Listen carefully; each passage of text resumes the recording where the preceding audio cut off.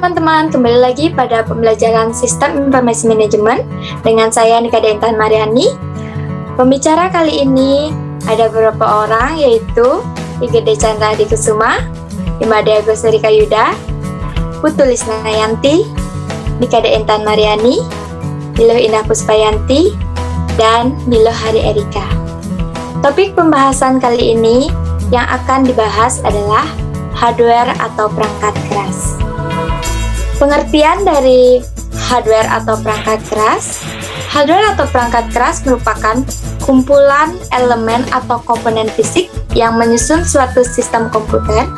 Adapun beberapa fungsi hardware yang meliputi menerima input, mengelola data, memberikan output, dan menyimpan data.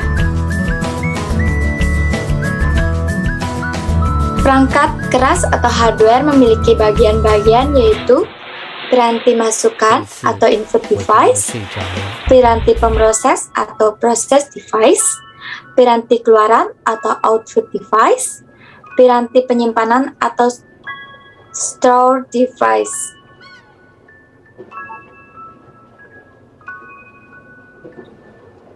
Piranti masukan atau input device merupakan perangkat keras komputer yang memungkinkan pemasukan data ke dalam sistem komputer. Dalam hal ini, data dapat berupa huruf, angka, gambar, suara, audio, video, dan bahkan gerakan.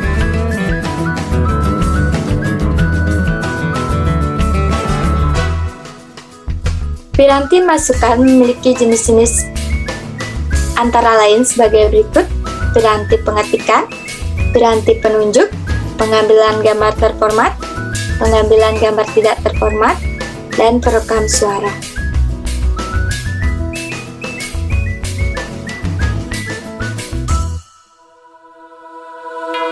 Piranti pengetikan dibagi menjadi 3, yaitu ada keyboard. Keyboard merupakan piranti pemasukan data yang dapat mengubah huruf, angka, ataupun kode lain menjadi isyarat daya listrik yang dapat diproses komputer. Yang kedua ada ATM, Automated Teller Machine. Automated Teller Machine disebut juga dengan anjungan tunai mandiri yang bisa digunakan dalam perbankan. Piranti ini memungkinkan kita untuk melakukan transaksi pengambilan uang tunai, pembayaran berbagai jenis tagihan, dan transfer uang. Yang ketiga ada POS atau Point of Sales, merupakan piranti yang digunakan pada toko-toko untuk memasukkan data pembelian.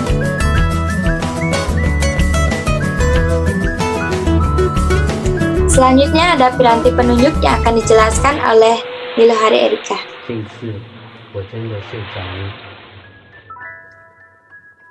Di sini ada beberapa contoh dari piranti penunjuk. Yang pertama ada mouse, merupakan sebuah perangkat input atau masukan yang bekerja untuk mengarahkan kursor dan memberikan perintah. Mouse bekerja dengan menggerakkan sebuah tanda panah bernama kursor yang ada di dalam layar komputer. Yang kedua ada piranti pointing stick, adalah perangkat input pengganti mouse atau trackpad yang letaknya ada di tengah-tengah keyboard. Bentuknya bulat dan sekilas mirip penghapus pensil. Ukurannya lebih kecil daripada ukuran tombol keyboard. Yang ketiga ada trackball, suatu perangkat keras hardware yang memiliki fungsi sama dengan mouse, yaitu untuk memilih perintah-perintah dari menu tampilan grafis. Yang keempat ada touchpad atau bisa juga disebut dengan trackpad, adalah perangkat penunjuk pointer yang terdiri dari permukaan khusus yang bisa menerjemahkan gerakan dan posisi jari pengguna ke posisi relatif di layar. Yang kelima ada touchscreen, merupakan sebuah display atau layar yang digunakan untuk mengetahui keberadaan dan lokasi sentuhan di dalam suatu area dengan membaca titik koordinat dari sumber sentuhan yang menempel pada layar. Yang selanjutnya ada joystick, adalah perangkat input yang dapat digunakan untuk mengontrol pergerakan kursor atau pointer di perangkat komputer. Gerakan penunjuk atau kursor dikendalikan dengan menggerakkan tuas pada joystick. Yang selanjutnya ada perangkat penunjuk bentuk pena adalah perangkat masukan komputer dalam bentuk pena yang digunakan bersama dengan perangkat komputer CRT TV atau monitor. Yang selanjutnya ada light pen atau suatu input device atau pointer elektronik yang biasanya digunakan untuk menggambar teknis atau grafis di dalam komputer.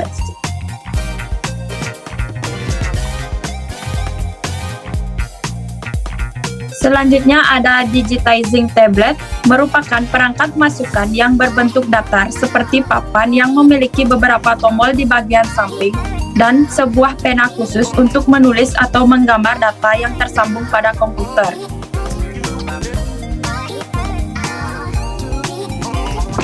Yang selanjutnya ada materi pengambilan gambar terformat yang akan dijelaskan oleh IGD Chandra di sini. Baik, di sini saya akan menjelaskan tentang pengambil gambar terformat. Contoh yang pertama ada barcode reader. Barcode reader adalah alat pembaca barcode. Barcode sendiri adalah pola garis-garis hitam putih yang umum dijumpai pada barang-barang yang dijual di toko-toko swalayan untuk mempercepat proses pemasukan data transaksi penjualan. Contoh yang kedua ada magnetic ink character recognition.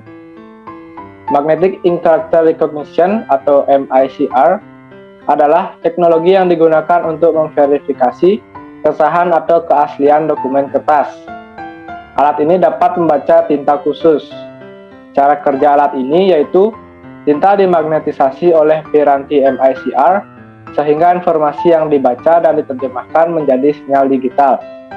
Penggunaannya biasanya pada verifikasi cek bank. Contoh yang ketiga ada Optical Mark Recognition atau OMR. OMR adalah piranti yang dapat membaca blok tulisan pensil dan mengubahnya menjadi bentuk yang dapat digunakan oleh komputer. Contoh yang keempat ada Optical Character Recognition atau OCR. OCR adalah aplikasi yang berfungsi untuk men-scan gambar pada image dan dijadikan teks. Dan aplikasi ini juga bisa menjadi support aplikasi tambahan untuk scanner. Dengan adanya OCR, image yang bertulisan tangan, tulisan mesin, ketik, atau komputer teks dapat dimanipulasi. Teks yang di-scan dengan OCR dapat dicari kata per kata atau per kalimat.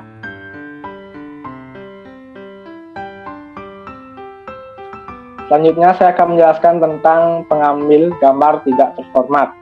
Contoh yang pertama ada image scanner. Image scanner yang lebih dikenal dengan nama scanner merupakan piranti yang dapat mengambil masukan data gambar, foto, bahkan tulisan tangan. Yang kedua ada digitizing tablet. Digitizing tablet merupakan salah satu piranti digitizer, yaitu piranti yang dapat mengonversi gambar atau foto menjadi data digital. Piranti ini berbentuk seperti papan plastik elektronik dilengkapi dengan mouse atau pena elektronik. Contoh yang ketiga ada pembaca sidik jari. Pembaca sidik jari atau fingerprint reader adalah piranti yang digunakan untuk membaca sidik jari seseorang. Hasil pembacaan berupa data gambar yang menyatakan bentuk sidik jari seseorang.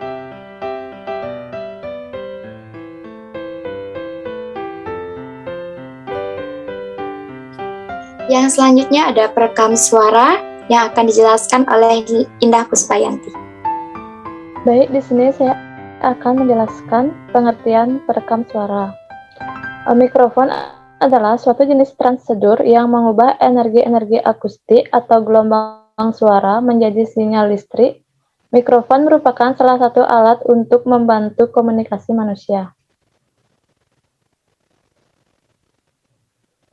Di sini ada jenis-jenis mikrofon.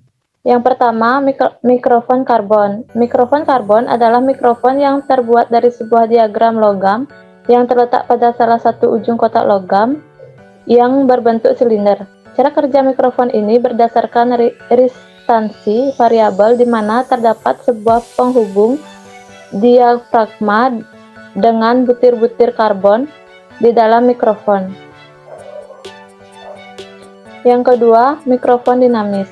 Mikrofon dinamis merupakan mikrofon yang bersifat variabel dan cocok digunakan di berbagai kebutuhan.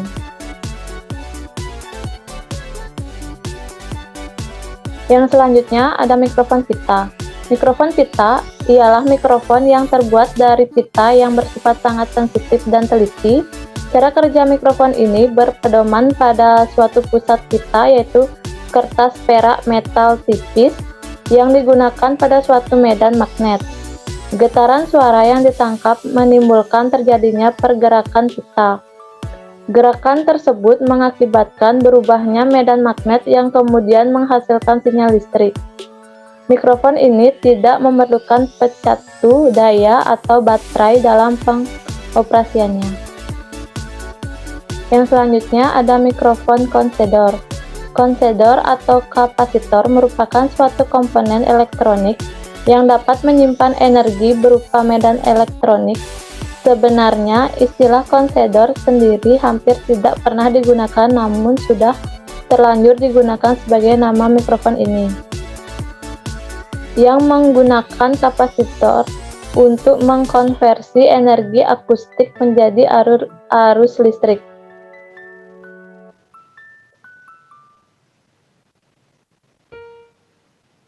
Yang selanjutnya ada mikrofon kristal. Mikrofon kristal adalah mikrofon yang menghasilkan suara meski tidak sedang dicatu daya. Badan mikrofon kristal terbuat dari logam.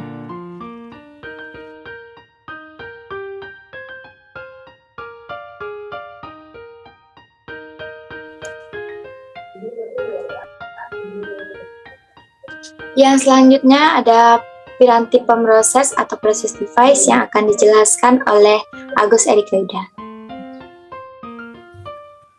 Baik, di sini saya akan menjelaskan tentang piranti pemroses atau process device.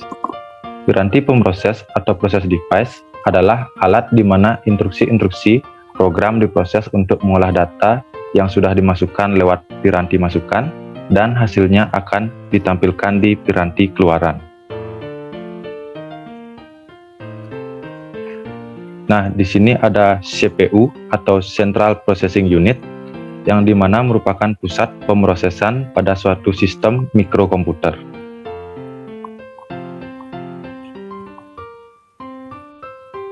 Dan selanjutnya ada bagian-bagian dari CPU, di mana yang pertama ada motherboard.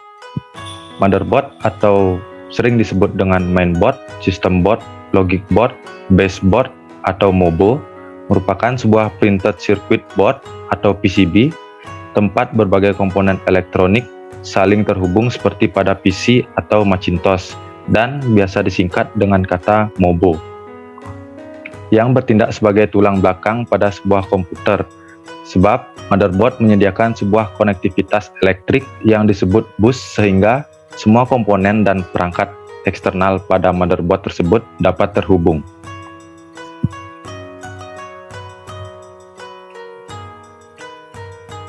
Dan yang berikutnya ada RAM.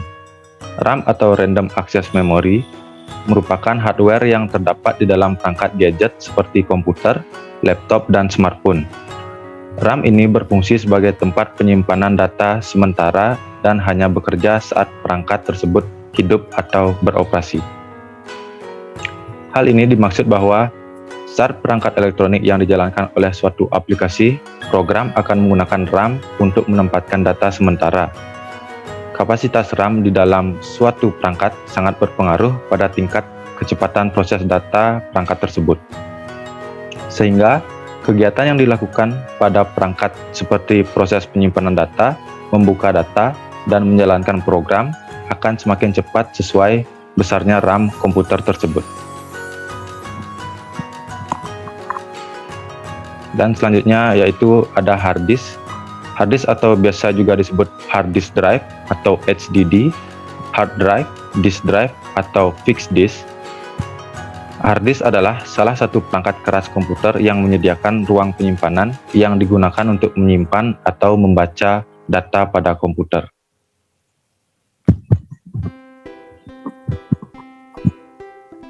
Dan yang selanjutnya ada prosesor.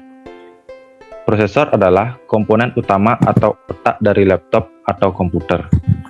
Prosesor terletak tepat di tengah motherboard, dan prosesor juga memiliki fungsi yang penting bagi seluruh operasi perangkat komputer karena semua perintah dimulai dari prosesor.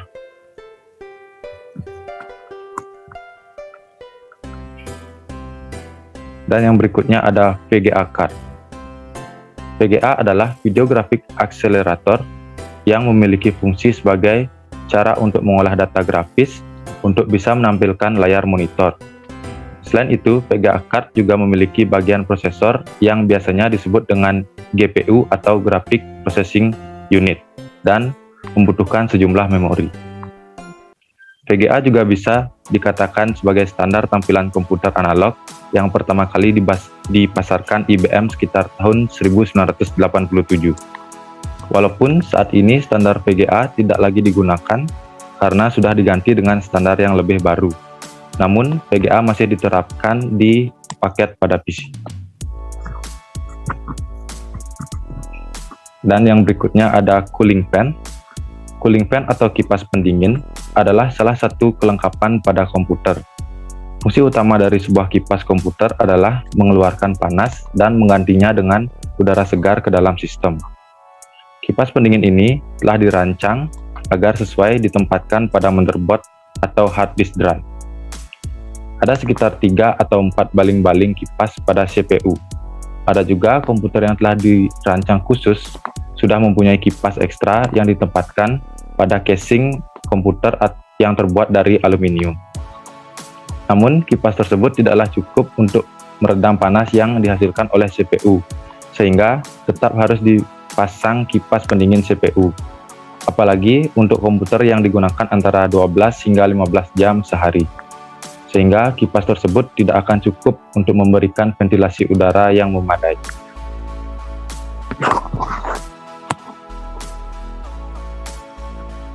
Dan yang berikutnya ada power supply.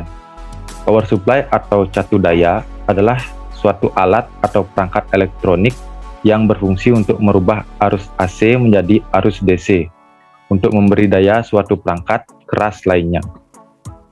Sumber AC yaitu sumber tegangan bolak-balik, sedangkan sumber DC merupakan sumber tegangan arus searah.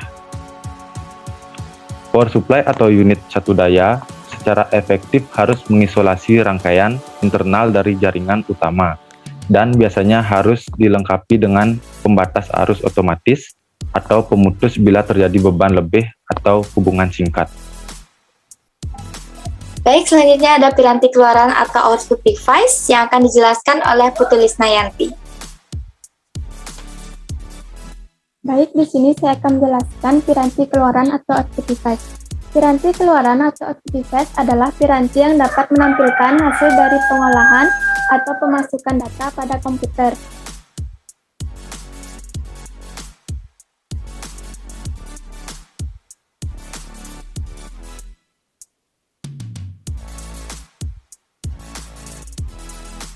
Piranti keluar dapat dibagi menjadi dua, yaitu soft copy. Soft copy contohnya yang pertama ada monitor. Monitor berfungsi untuk menampilkan pemerintah pada komputer. Piranti ini terbagi menjadi CRT dan layar datar.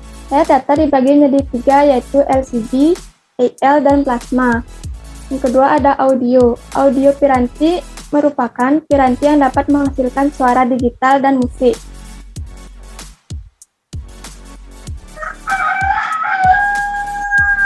Selanjutnya ada hard copy. Printer merupakan bagian dari piranti hard copy yang berfungsi untuk membuat cetakan pada kertas sesuai perintah komputer. Plotter adalah piranti keluaran yang dapat menghasilkan grafik atau gambar dengan kualitas tinggi yang berwarna. Plotter juga digunakan untuk membuat peta, gambar-gambar arsitektur, ataupun ilustrasi 3 dimensi.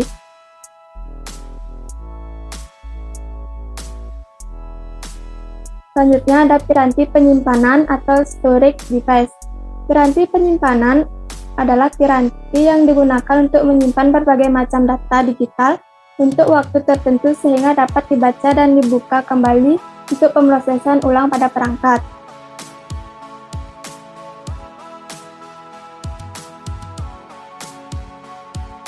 Selanjutnya ada pita magnetik. Pita magnetik sering digunakan untuk penyimpanan data digital karena biayanya yang rendah dan kemampuan untuk menyimpan sejumlah besar data. Teknologi ini pada dasarnya terdiri dari selembar plastik berlapis magnet yang melilit roda. Kelambatannya relatif dan tidak dapat diandalkan dibandingkan dengan solusi penyimpanan data lainnya, telah mengakibatkan sekarang sebagian besar ditinggalkan di sebagian media.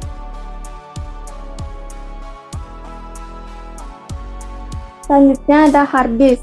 Hard disk adalah sebuah komponen perangkat keras yang penyimpanan data sekunder dan berisi piringan magnetis.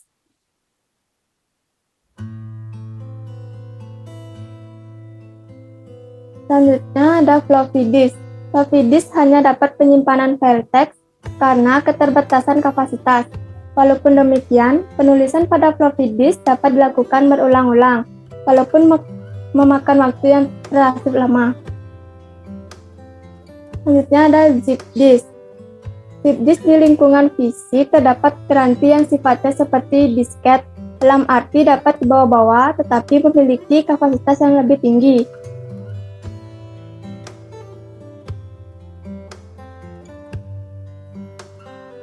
Selanjutnya, piringan optik. Piringan optik adalah piringan yang dapat menampung data hingga ratusan atau bahkan ribuan kali dibandingkan disket. Piringan optik dapat berupa CD dan DVD. Selanjutnya ada USB flash disk. Adalah piranti penyimpanan dari floppy drive jenis lain yang mempunyai kapasitas memori 128 MB dengan menggunakan kabel USB.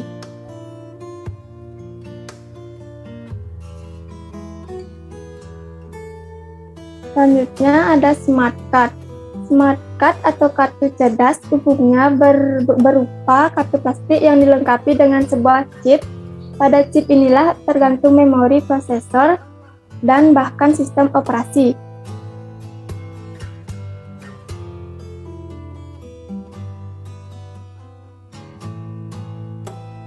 Selanjutnya ada kartu memori.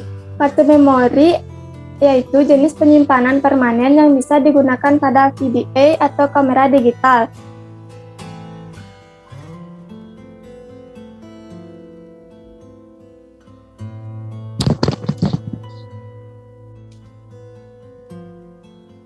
Berikut penjelasan yang dapat kami sampaikan. Jika ada penjelasan kami yang kurang jelas dan tepat, mohon kritikan dan saran. Saya Nika Dentan Mariani dan perwakilan teman-teman saya mengucapkan terima kasih.